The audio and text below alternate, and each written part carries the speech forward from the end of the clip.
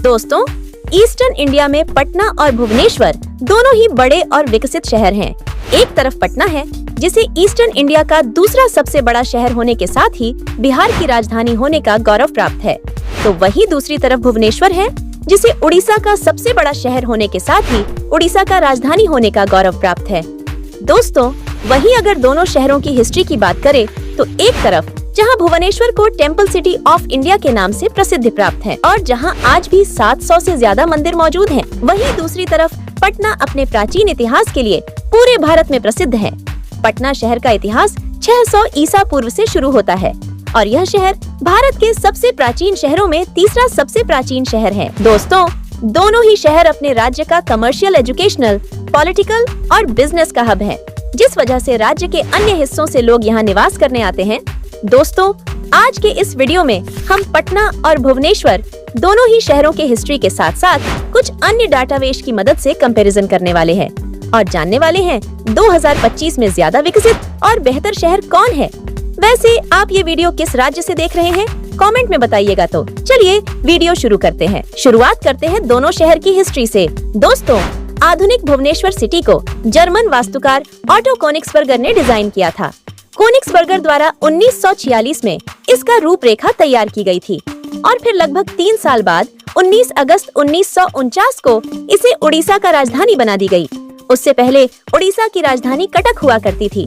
दोस्तों, भुवनेश्वर सिटी प्रशासनिक रूप से खोर्धा जिले में स्थित है और यह शहर बौद्ध, हिंदू और जैन धर्म संस्कृति का संगम है, जहां आज भी 13वीं शताब्दी के कई प्राचीन कलिंग मंदिर मौजूद है। यही प्रसिद्ध कलिंग युद्ध हुआ था। पुराने समय में इस शहर को त्रिभुवनेश्वर के नाम से भी जाना जाता था।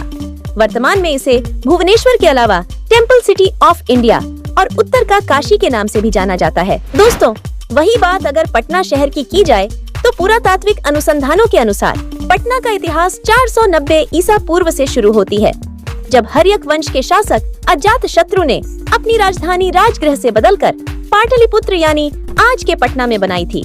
पटना शहर हर्यक वंश, मौर्य साम्राज्य और मुगल साम्राज्य में अलग अलग शासकों की राजधानी रह चुकी है और सिख धर्म के 10वें गुरु श्री गुरु गोविंद सिंह का जन्म भी पटना में ही हुआ था।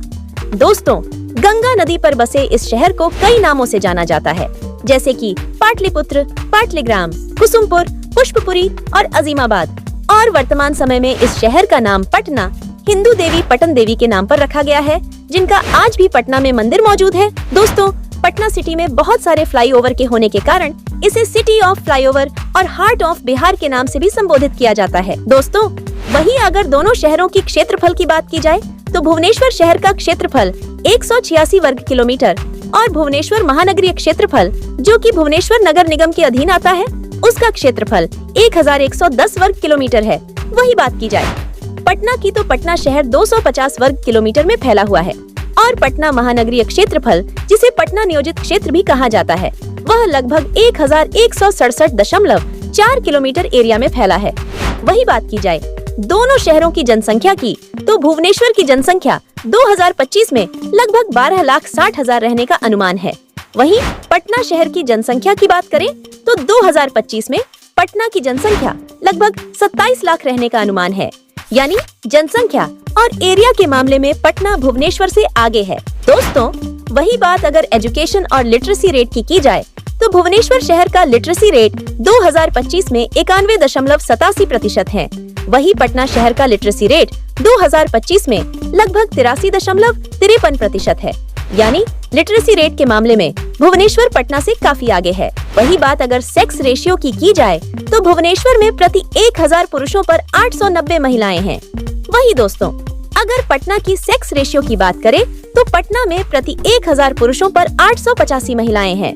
दोस्तों, वही बात दोनों शहरों की क्राइम रेट की करें तो अक्टूबर 2024 के आंकड़ों के अनुसार भुवनेश्वर का लेवल ऑफ क्राइम 34.17% थी, तो वही पटना का लेवल ऑफ क्राइम जुलाई 2024 के आंकड़ों के अनुसार 50.90 बताई गई है। दोस्तों, जिससे आप समझ सकते हैं पटना के मुकाबले भुवनेश्वर ज्यादा सुरक्षित सिटी है। दोस्तों, अब बात अगर दोनों शहरों की ट्रांसपोर्ट सर्विसेज की जाए तो दोनों ही शहर से दर्जनों नेशनल और स्टेट हाईवे गुजरते हैं। साथ ही दोनों ही शहर से अंतर्राज्यीय बस सुविधा भी उपलब्ध है। एक तरफ जहां भुवनेश्वर से कोलकाता, हैदराबाद, विशाखापट्टनम, रायपुर, विजयवाड़ा और रांची जैसे अंतर्राज्यीय शहरों के लिए बस सुविधा उपलब्ध है। वहीं पटना से भी रांची, कोलकाता, दिल्ली, जमशेदपुर, सिल्लीगुड़ी जैसे अंतर्राज्यीय शहरों के लिए बस सुविधा उपलब्ध है। दोनों ही शहर में एयरपोर्ट की सुविधा भी उपलब्ध है। एक तरफ जहां भुवनेश्वर में बीजू पटनायक इंटरनेशनल एयरपोर्ट है, वहीं पटना में जयप्रकाश नारायण इंटरनेशनल एयरपोर्ट की सुविधा मौजूद है। दोस्तों, वही बात अगर रेलवे नेटवर्क की जाए तो भुवनेश्वर पूर्वी तटीय रेलवे का मुख्यालय है और भुवनेश्वर में भुवनेश्वर जंक्शन के अलावा न्यू भुवनेश्वर रेलवे स्टेशन जैसे एक और बड़ा रेलवे स्टेशन मौजूद है। मगर मुख्य रूप से भुवनेश्वर जंक्शन यहाँ का सबसे बड़ा रेलवे स्टेशन है, जहाँ 7 प्लेटफॉर्म और 9 रेलवे ट्रैक की सुविधा के साथ ही यहाँ से प्रतिदिन 200 से अधिक रेलगाड़ियाँ गुजरती हैं।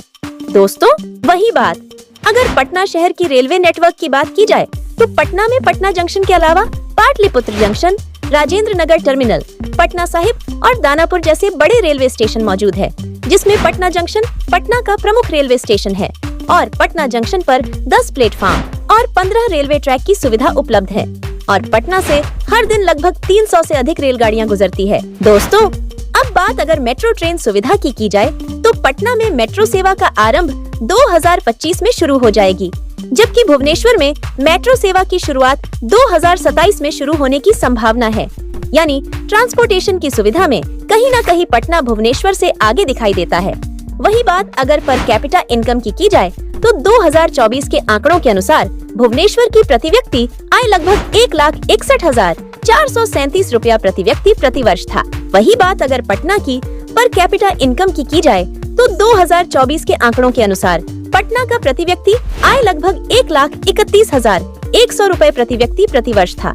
वही इन दोनों शहरों में मिलने वाली एवरेज सैलरी की बात करें तो भुवनेश्वर में पे स्केल के आंकड़ों के अनुसार औसत वेतन लगभग 4,99,000 रुपए वार्षिक है, तो वही पटना का औसत वेतन पे स्केल के आंकड़ों के अनुसार लगभग 3,86,000 रुपए वार्षिक है।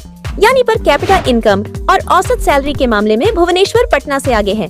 वही बात इन दोनों शहरों की कॉस्ट ऑफ लिविंग की जाए तो भुवनेश्वर में एक व्यक्ति के 1 महीने का रहने का खर्च $345 है, तो वही पटना में 1 महीने रहने का खर्च लगभग $331 है।